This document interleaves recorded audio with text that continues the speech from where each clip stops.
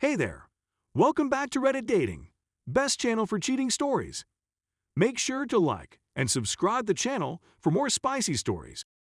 Cheating wife is mad I'm divorcing her and making her lose all our assets as per the prenup. I 34M found text that shows my wife 33F cheated on me. Me and my wife Melissa have been married for 8 years. We have a house, 2 cars, and a dog together. No kids. Everything seemed great. That was until 2 weeks ago. 2 weeks ago, as I'm sitting down ready to go to bed, my wife receives a text. She went to the neighbor's house to get something, so I look over to see what it says. It's from some dude named Andrew, and he texted her, "When are you coming over?" I become suspicious because my wife never said anything about going out tonight. So I ask her, and she says she's going out for drinks with some friends. I don't say anything about the texts. I eventually forget about it until last night. She gets another text from Andrew, and this time I begin to read through their conversation. That night he asked her when she was coming over. Yeah, they ducked that night. And judging from the texts, they ducked more than once. I feel like right now. It seemed like our marriage was great, now this. Ironically, we have an infidelity clause she requested on our prenup because she was cheated on before. I'm beginning to look for a lawyer. I won't confront her with any of this until the lawyer sets out everything. I might not even confront her about it. Just hit her with the papers then bounce. But this is eating away at me inside. I haven't told anybody about this. I want to, but people can't keep secrets. Any advice would be appreciated. Update. So I met with the lawyer and I really like him. He's expensive, but he has a ton of experience. I'm going to the meetings with the other two and just hire him. In terms of hiring a PI, he said he normally doesn't recommend it due to the cost, but considering I have a prenup in place, and she loses the house if proof of cheating is rock solid, and the fact I can afford one pretty easily, he says I should go for it. Heading home now and beginning a search for one. Update 2. Sorry y'all, forgot to update last night. Came home tired as duck. So yet nothing really happened last night. Came home, ate, then headed off to bed. She told me about her day at work, as I pretended to care. She didn't try to initiate sex, so that was good. I'll be going on a fishing trip with one of my buddies this weekend. I need to get my mind off of things. Still looking for a good PI too. So this morning, as I was leaving to go fishing with my buddy, Melissa said she wanted to talk. She didn't beat around the bush. She got right to it. She said that she has been unhappy in our marriage for months and feels like it can only get worse from here. She then said that she felt like a divorce was on the for us, and that it would be best for both of us. At this point, I lose it. I tell her, why didn't you ask me for a divorce before you started ducking Andrew? At this point, she becomes a deer in the headlights. She stammers for a couple of seconds, then starts bawling her eyes out.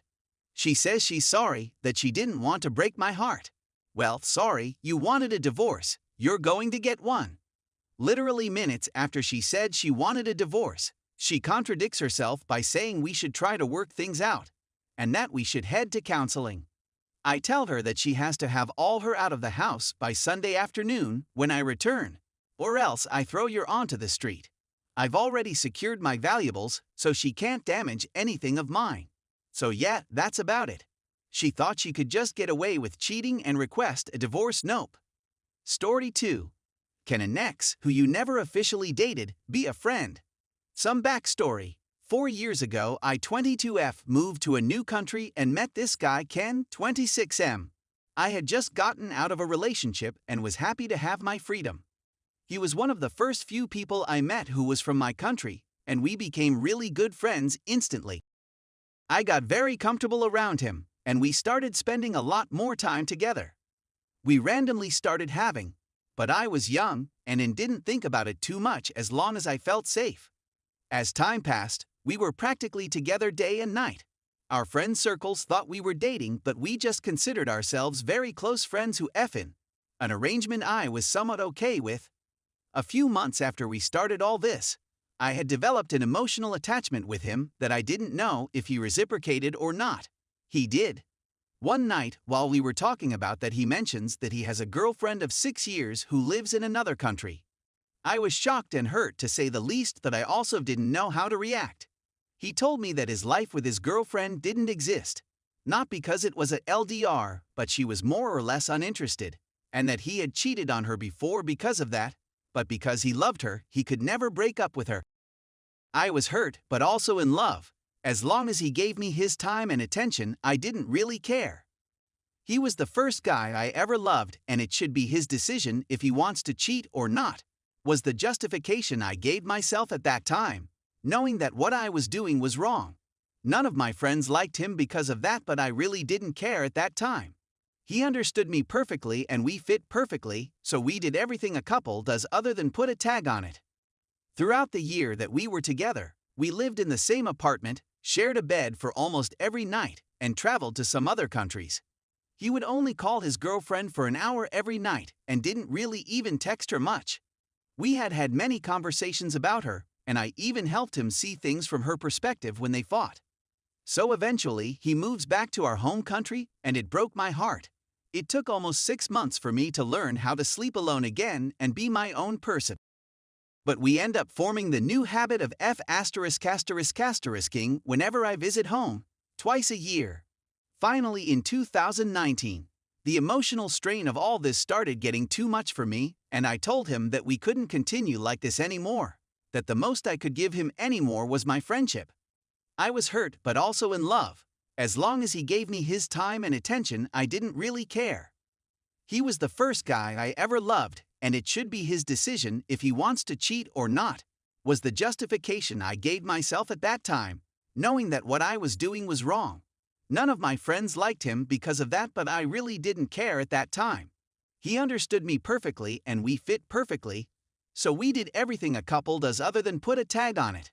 I stopped speaking to him for almost a year, during which his girlfriend ended up breaking up with him due to suspicions of him cheating and because of many other unresolved issues. In 2020, we started talking again as friends, doing video call updates once every month or so, but by now I have fully gotten over him and don't really look at him the way I used to. We give each other advice, since I'm one of the few people he can open up to.